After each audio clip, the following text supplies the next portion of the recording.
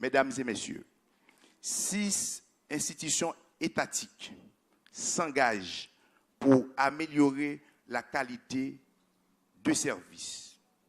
Nous voulons parler des archives nationales, de l'Office national d'identification, de l'administration générale des douanes, de la direction générale des impôts, de la direction nationale de l'eau potable et de l'assainissement et de l'Office national d'assurance vieillesse. Il s'agit d'une première cohorte. Une charte d'engagement a été signée avec les dites institutions et sera mise en œuvre à partir de ce trimestre. Un changement de logique profond, à la fois un changement de pratique et un changement de philosophie est nécessaire.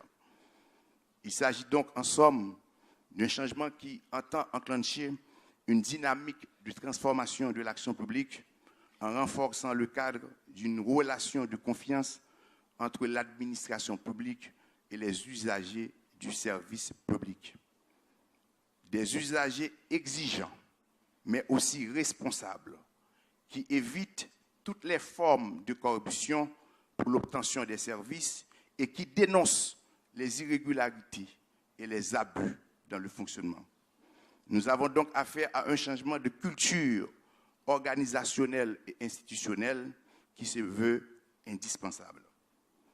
Dans une période de fortes contraintes budgétaires qui peut peser sur les usagers du service public comme sur ses agents, l'exemplarité des hauts responsables publics est un préalable indispensable à la confiance et à l'adhésion nécessaire pour conduire la rénovation de l'action publique.